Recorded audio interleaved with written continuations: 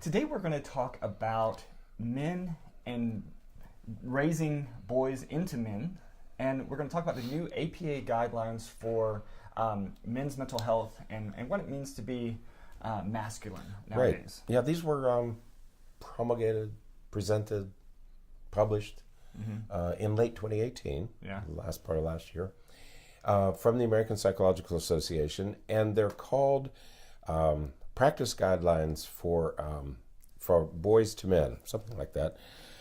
APA guidelines for psychological practice with boys and men. And it caused a little bit of a stir because it seemed like, why do we need practice guidelines for, well, as it turns out, APA published them for girls and women. There are some cultural, national, racial guidelines that APA has published, and everybody said, well, why do we need one for men? And one of the reasons we don't have any for men, and I had really never thought about this before, men were considered the norm. Right. When studies were done, most studies were done on men. Right. Kohlberg's theory of moral development. Carol Gilligan, a few years ago, redid all of his research when she discovered that all of his subjects were men. They were males. Okay, and so she did the same study with females to see if she would get the same results. When you think about it, a generation or two ago, certainly 2 generations ago, most college classrooms were men. Right. So when psychological research was done in college classrooms, it was done on men. But that was considered, that it wasn't considered the norm, that established the norm. Well, and I think it's important to note here that the reason that that's important is because the primary subjects in most psychological research are college students. Right. College psychology students, to be more specific, because that's, we They're draw available. upon convenient sample. That's right. And that convenient sample is oftentimes our students. Right. And so when Kohlberg did it, and many other researchers, nobody really gave it much of a thought. They just said, well, these are kind of normal. So when you look at the norms for physical development or cognitive development, language development, they're mostly based on males, male measurements. Okay? Right. And men were just typically thought of as, well, they're kind of normal and we don't have to worry too much. Suddenly, in this millennium, in the 2000s, because these guidelines were not a response to the Me Too movement. Right. This study was actually started in 2005. Right. It took until 2018 to finish it. They scanned 40 years worth of research. The document itself is about 31 pages long. Right. But it was started in 2005. So a lot of thought went into this, and both men and women worked on the document. So it wasn't men or women. But it took a cadre of psychologists to carefully comb through the literature and see and tell us more about men, what it's like and then what our best practices should be with men. Right. Okay. Yeah. In the show notes, we have links to to an APA article about these guidelines, and then as well as a link to the actual PDF of the guidelines themselves, and then a link to a New York Times article about what it means to be masculine. Right. And when you go into the guidelines themselves, they're not light reading. I mean, they weren't meant, and one of the reasons many people haven't heard about them is it's not something that somebody would just post somewhere, because it's meant more for an academic audience. Right. But the New York Times, somebody picked it up, and the New York Times finally got it and published an article about the guidelines. They didn't publish the guidelines, they published it about the guidelines. Well, as soon as that hit, then we started to get reactions to the guidelines. Why do we need these? And then there was a certain politicizing of the guidelines, and you can imagine people taking sides about whether we need to change how we conceptualize the stereotypic male. Right. Yeah. I think that in response to that, I think that we have to be careful because while there is, we won't get into the whole argument about some of this stuff, because there's no doubt that institutional racism and institutional sexism and all those things exist. There's unfortunately, those things still exist, and there are a lot of groups and those of us that are working against that and trying to change that. However, just because that exists doesn't mean that we don't need to look at males and look at, some of these other groups that seem to be, I don't even know what word to use in that sentence, but they're not, just because they are seen as the majority or seen as the ones that are in control, doesn't mean that we shouldn't look at that, because what it means, as you said, what it means to be male is starting to change, and needs to change. Right. Yes. And because it needs to change, we have to do research and we have to write about it. And I think that we have to be careful that we don't fall into this pattern of, that's they're in control, so we need to look at the groups that aren't in control and study and focus on them to help build them up. And that's right. And one of the things that they point out in this article is that, or in several of the articles, is that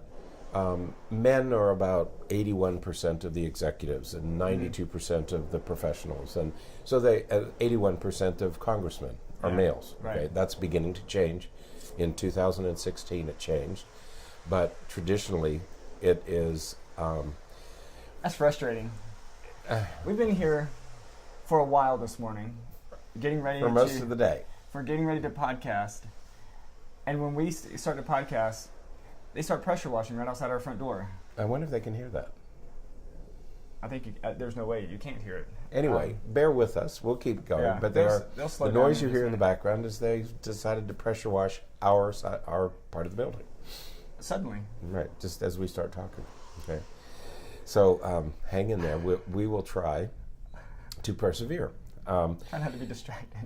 Can't remember where I was with that, but so despite the fact that men are overwhelmingly represented as leaders, whether it's chief operating officers or congressmen or professionals, despite that, in fact, most of the suicides are males, most of the homicides are males, most of the victims of homicides are males, and so cardiovascular disease, women live almost on average about 5 years longer than men. Mm-hmm. So despite our privilege, despite the privilege of patriarchy, they call it, there are some negative aspects of that. So what might be our advantage may also serve as a disadvantage. Right. So one of the questions is why this discrepancy, why the disparity between, if we have such power and privilege, is there a downside to that? Right. And so APA wanted to delve into this and say, well, so that's one issue.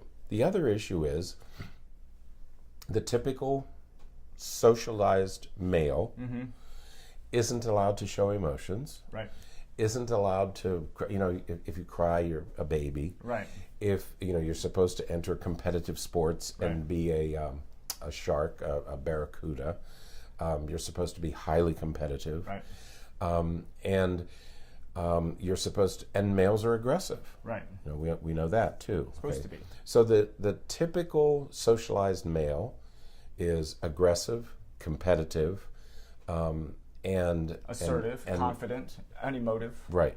That's the ideal right. that some people say is the ideal male has all these qualities. So that's the other thing they wanted to see is what is it about, if men have emotions, they're expected to hide them, not right. reveal their emotions. So is that the cause of some of this underlying frustration? So how do you reconcile these two things about what the ideal male is and the negative aspects of being male? Right. Yeah, absolutely. And we're going to work to touch on all of that today in this podcast as best we can without talking for 3 hours. Without being pressure washed away. I think they've moved down to the next set of offices. Which is nice. Right. So the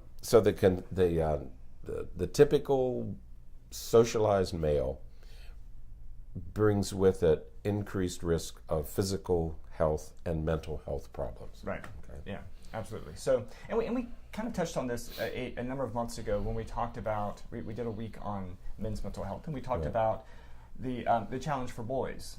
And maybe, I'm not sure where exactly you wanted to start with this, but I think that a place that I would like to start is to talk about raising boys and what it means to be masculine. Right. Now, because as we were getting ready and preparing to record, you mentioned the NFL. There are many in our society who present the idea that the ideal masculinity, the ideal way a man should be, is what we see in these really highly competitive, physical, brutal sports. Right. Whether it's American football or it's MMA, fighting. We see that as okay.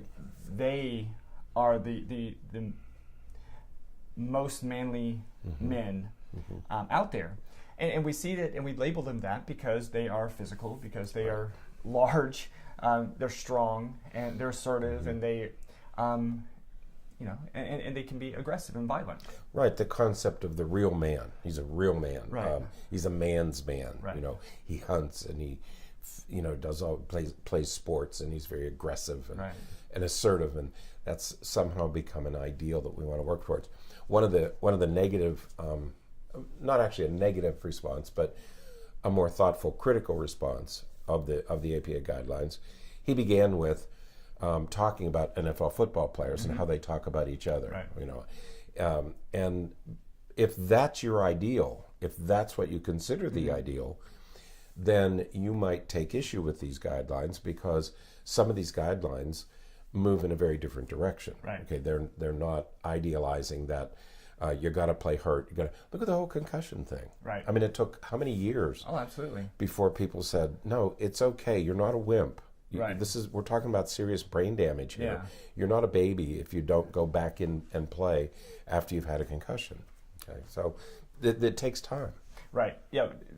The and the interest or the pressure or the encouragement for boys not to show any emotion, right, not to demonstrate their feelings, and and because of that, of course, they grow up in a family or in a home or just in a life that doesn't identify what it means to feel anything. Right. So they can't talk about their feelings with someone else. They can't say, when you do that, it makes me feel like this. Right. And because they lose that kind of connection between how they feel and what their behavior is, they don't have the opportunity to develop the insight and the awareness and the acknowledgement of some of these different feelings that we have. But it's really remarkable how poor of a job we're doing at that. That's right. Our emotions are a kaleidoscope of colors. Mm-hmm. And we have many emotions. We all, both men and women, feel different emotions. Mm-hmm. But if you're not allowed to express all of them, right.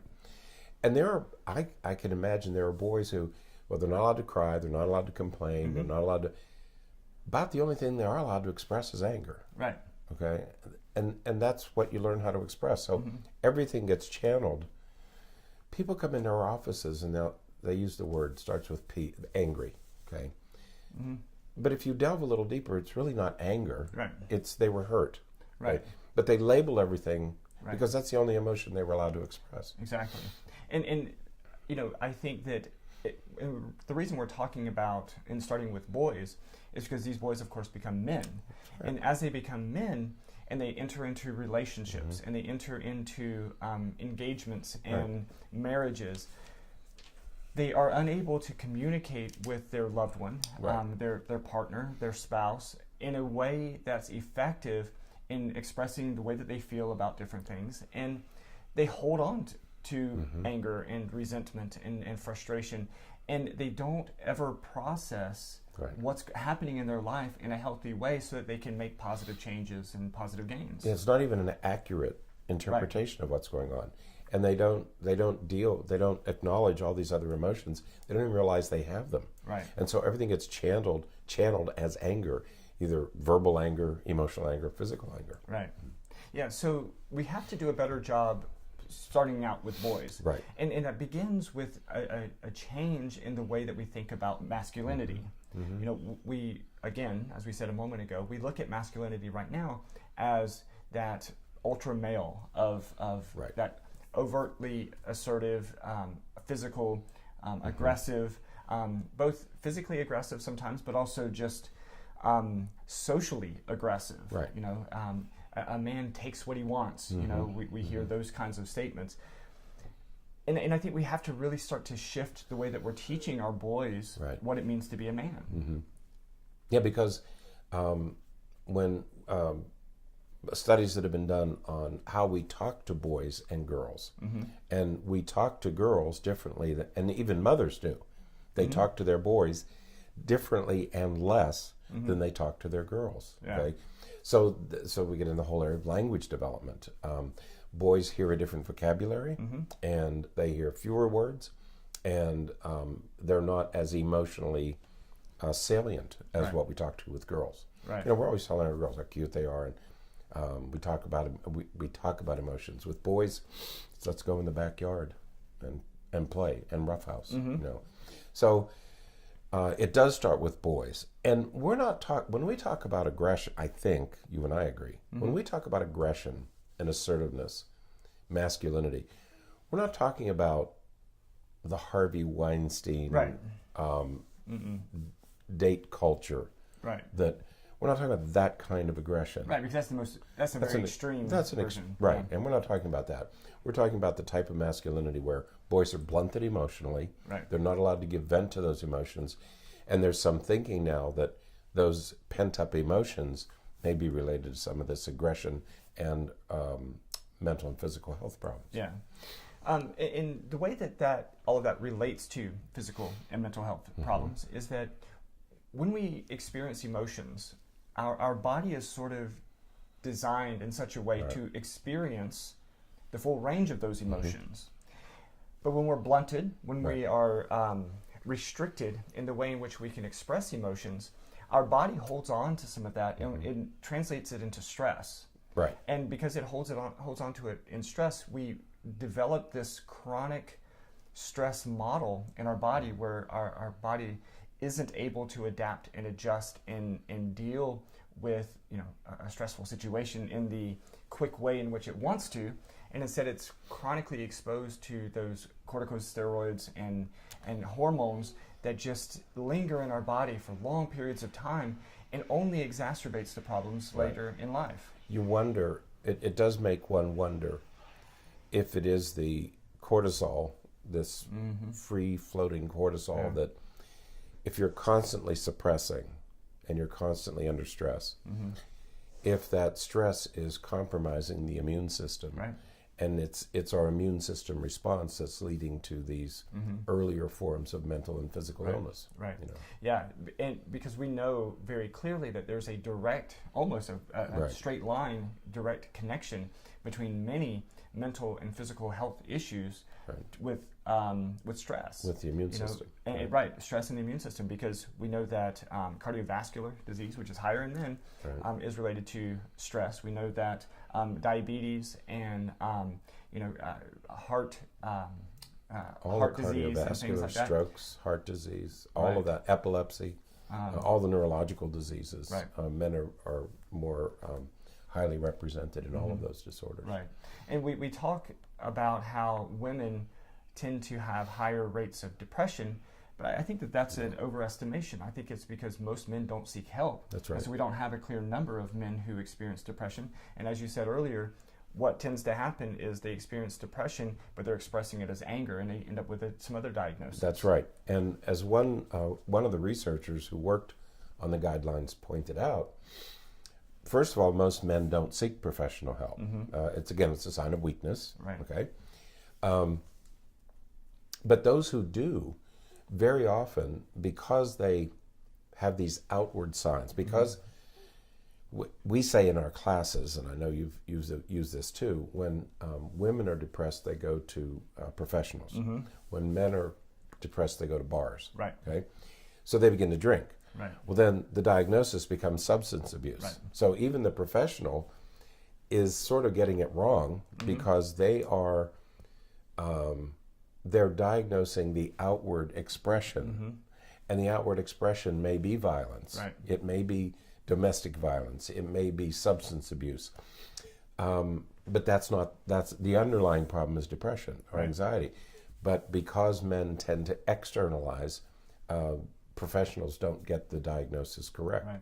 because they're focusing on the outward manifestation of the disorder. Right, absolutely. So with all of that said, it's clear that we do need some guidelines and some map to help us learn how to best work with boys and work with men, boys who are then going to become men, right. and work with men to improve the way in which they are dealing with some of these emotions and experiences in life so that they can improve their mental health and their physical health and their relationships and their social engagements and, become more well-rounded. Right, and that's what it is, to become more fully human. Right. In the best sense of the word, because if men are if they're socialized to become a certain type of man, and in becoming that type, they're not allowed to have these other emotions, that is bound to lead to some. You can't suppress this stuff, okay? And over time, it's going to manifest. It's going to reveal itself, and you pack it all in, and that creates stress. I mean, that's what stress is. Yeah. Okay?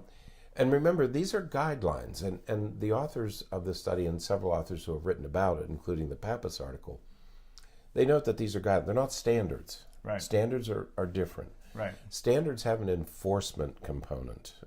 We have standards in our profession. Right. You're not allowed to. Surgeons can't operate on family members, for right. example. That's an ethical standard. These are guidelines. Guidelines are meant to inform right. and to educate. They're not standards of practice. Right. Okay, so we have clinical standards. These are professional standards. These are professional guidelines. There's a very important distinction here. So what these are just let's have a discussion. Let's broaden what it means to be a man, what it right. means to be a boy, and what it means to be a man. Right. Okay? Absolutely. That's what the guidelines are meant for. Right. So one of the guidelines, the first guideline, is that psychologists strive to recognize that masculinities are constructed based on social, cultural, and contextual norms. Right. And that is, I love it that that's guideline 1, because we have to begin with that. If you live in any city in the country, there is a stereotype that says, well, he's from north this, or he's from south right. this. In Austin, Texas, it was east and west. Okay, if you're from West Austin, it was one stereotype. If you're from East Austin, it was another. In our town, it's north versus south. Okay, right. And so we become socialized based on that cultural context. Right. In parts of our county, if you don't hunt, you're an anomaly. Right. Okay, yeah. It's odd or bizarre that you wouldn't, because you just assume that if you lived in this part of the county, you're a hunter. Okay, if you live in other parts of the county, it just assumed you're not. Right. It just doesn't make any sense. It right. would be. Okay. Absolutely. So you become a man. So your culture influences what you're going to do. Right. You remember that Swamp People? That show, yeah. Swamp People. Yeah. I mean, those guys grew up in that culture, and you were expected to kill alligators. Yeah. With your bare hands or something. Yeah, not me. No. I wasn't raised there. No. Now, guideline 2 says that psychologists strive to recognize that boys and men integrate multiple aspects to their social identities across the lifespan. Right. So this isn't something that just happens when you reach maturity or anything like that. It begins in childhood. Right. And though it's rooted there and it just continues to mature and develop over time, to the point where even as middle and older aged men, they continue to demonstrate some of those same characteristics and traits that you could see and that were sort of begun in early childhood Across the lifespan. Yeah. Yep. So it's throughout. It doesn't just take place. And I like the idea that development continues. It doesn't end when you're 5 or 7 or 9. As that woman said, we did the deciding decade, the defining decade. She said the most important part of your personality develops during adolescence, and in your 20s. Right. Okay? And so the same thing here. This is a lifespan development. Right. Now, guideline 3 says psychologists understand the impact of power, privilege, and sexism on the development of boys and men and on their relationships with others. Right. Mm-hmm.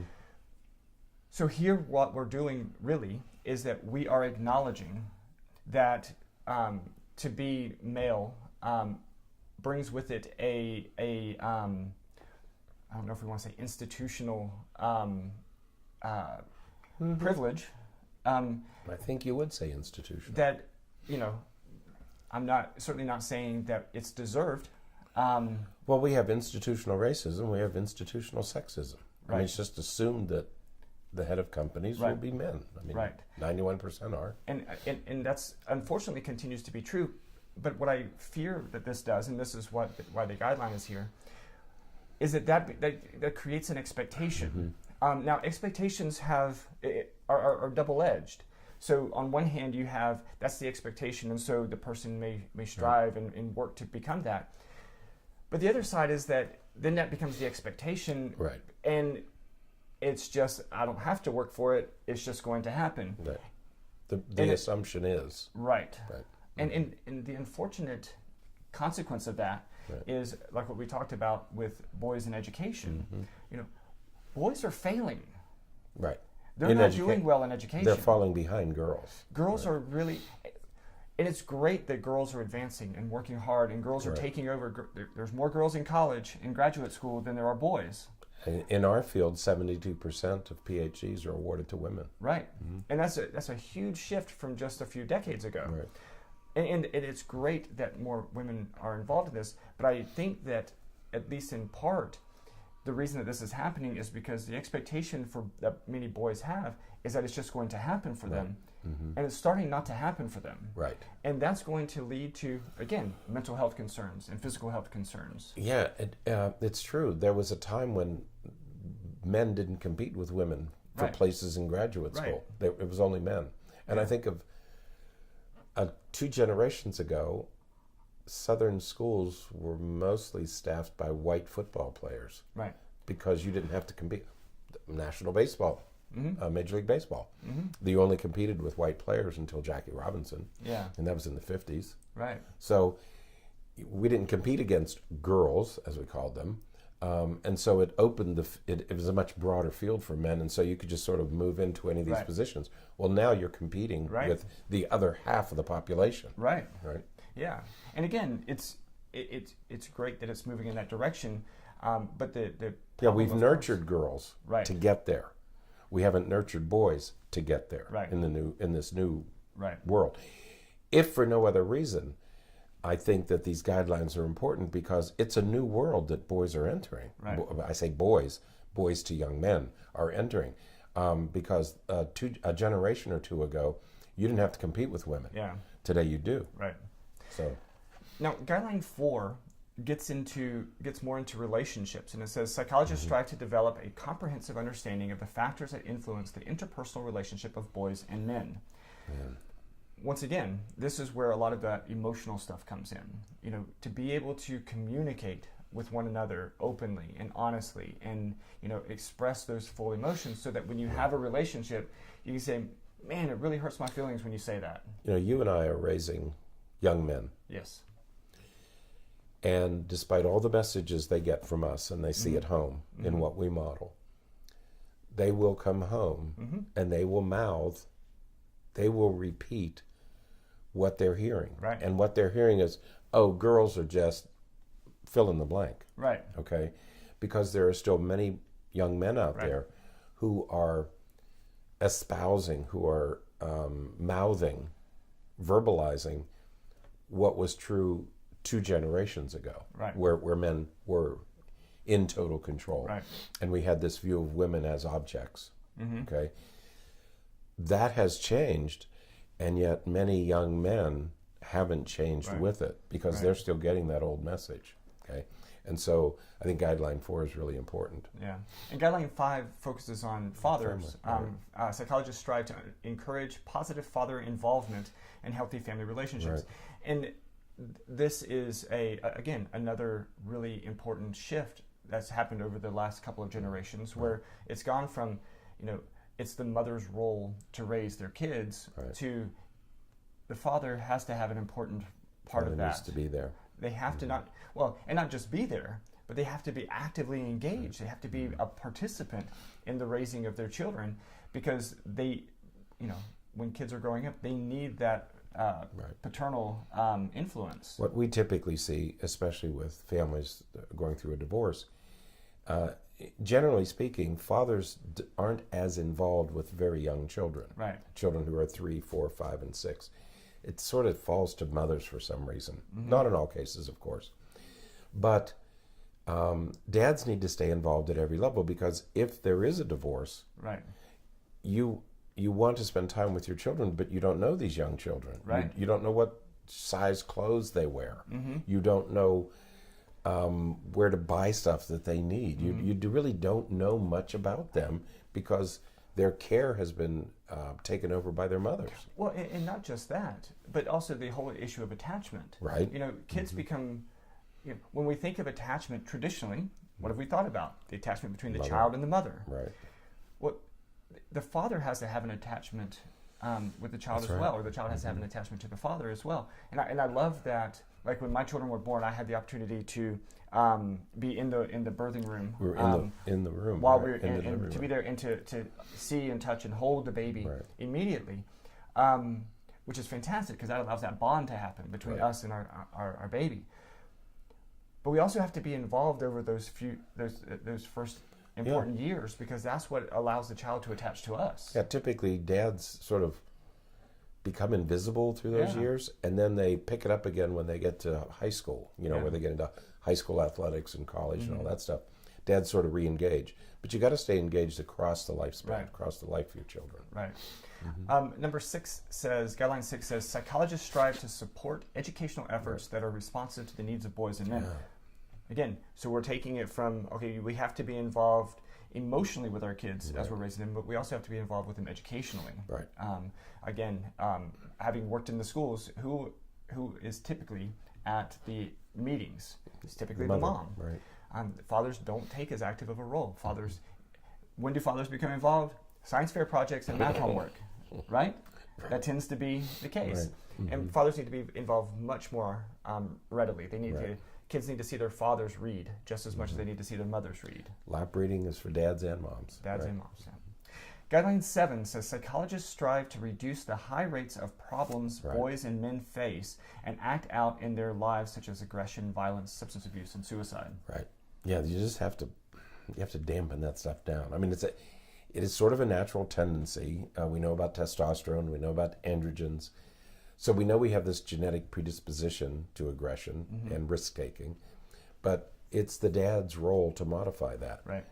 I'm that way too, but you have to model self-control. Right. You have to model inhibition, and you just can't give vent to these things. Right. As much as you would like to, you just can't give vent to these things. Yeah, it's so sad when you see boys growing up in homes where, mom sees a mental health counselor for some of the struggles she's experiencing.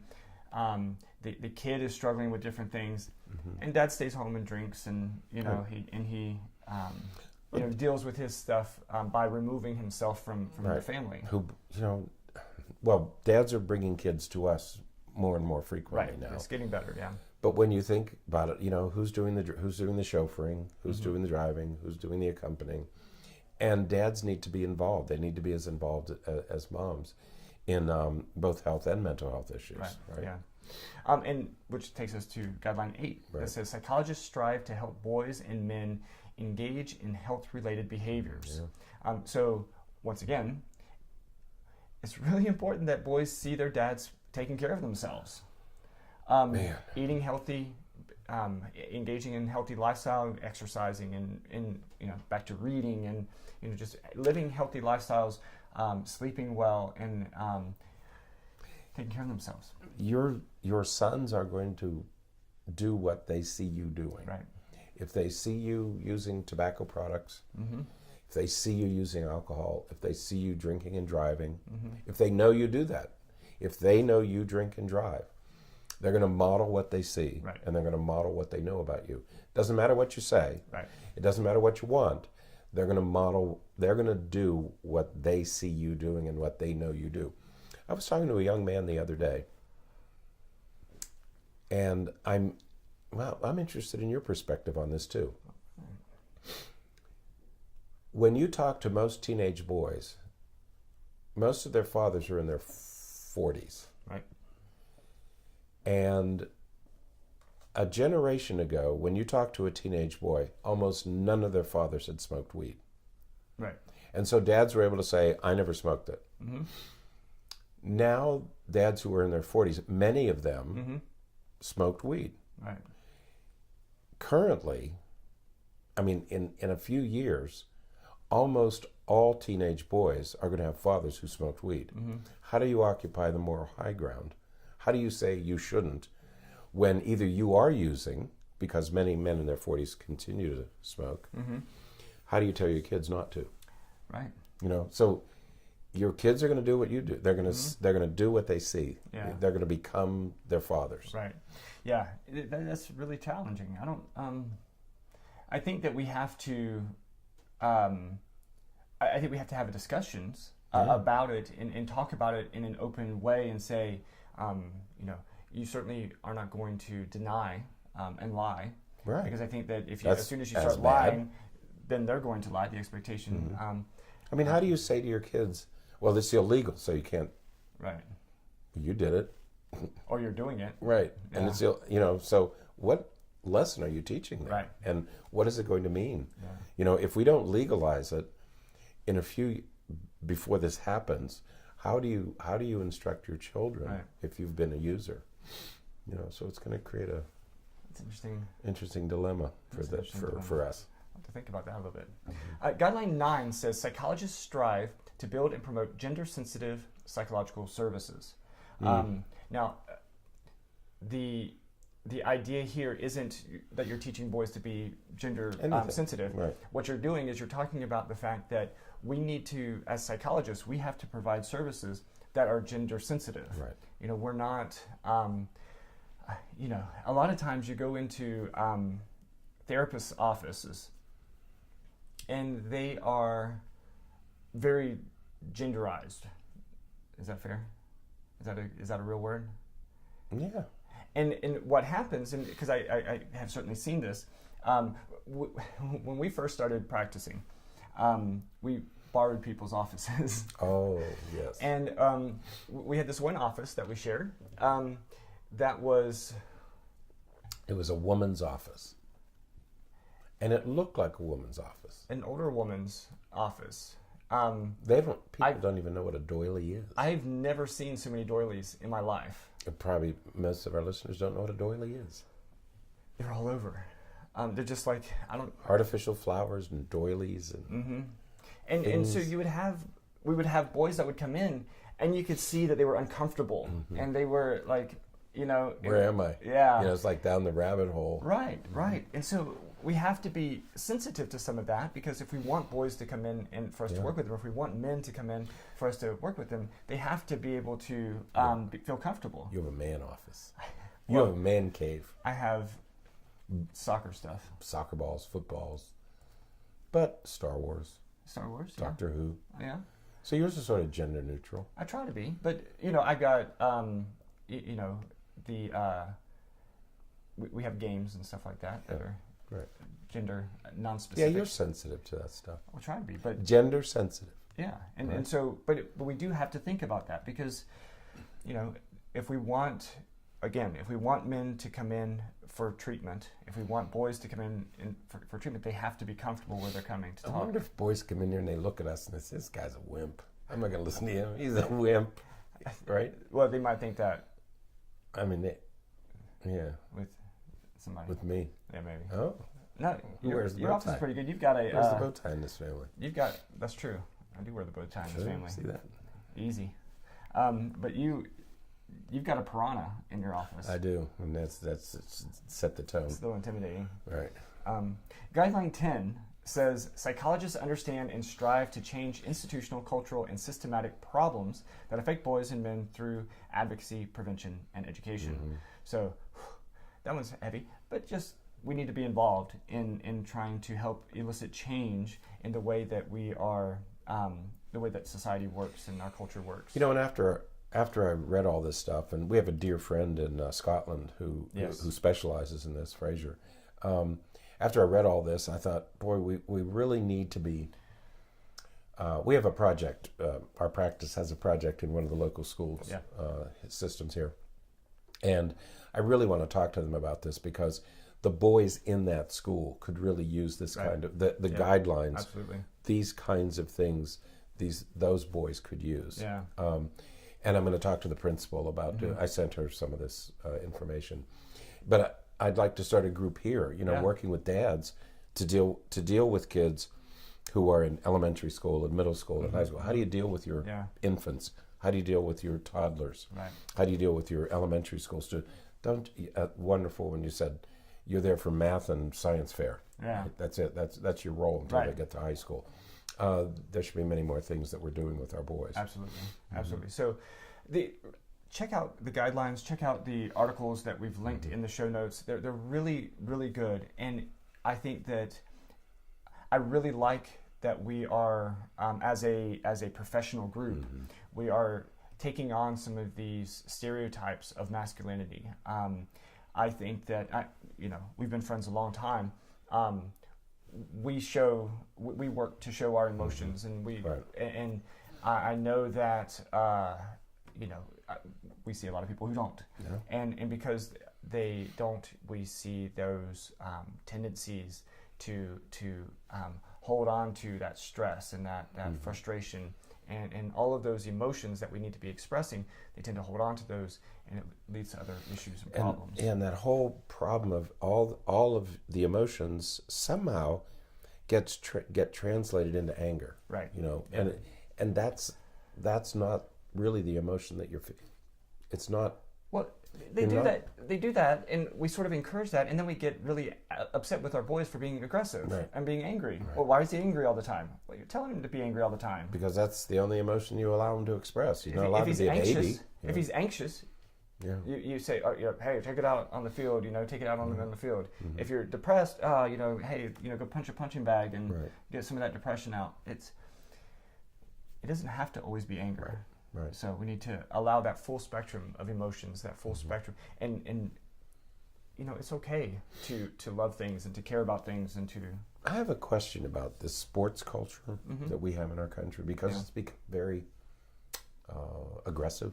Okay, soccer. I don't know a lot about soccer, but it seems to be a sport that's done very aggressively, but in a non-physical way.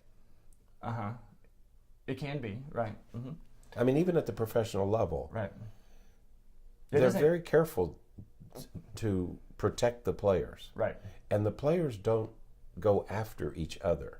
Not like other sports, like you see in football or rugby or things like that. Right. Is that the That's case? That's true. Yeah. So that ethic that we see in soccer would be a good thing to translate to other sports. Right. You don't have to hurt the other person. Right.